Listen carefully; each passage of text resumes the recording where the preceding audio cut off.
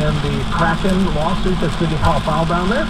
But that's important, most important because of the runoff. But it wasn't the only one. At the same time, a companion lawsuit was filed in Michigan, which is another one of the blue wall states. Remember that blue wall, Pennsylvania, Michigan, and Wisconsin, is how Donald Trump won the first time, and the reason why he didn't win this time is the irregularities in those states, how conveniently, are what are still being investigated and now being litigated because the lawsuit has been filed in City Hall in Michigan too. And only 12,000 votes in Arizona, and then that's being called into question. There may be a lawsuit filed there as well.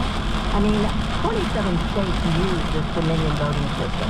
And if it's proven that they don't have to prove it. They just have to show that it could be tampered with.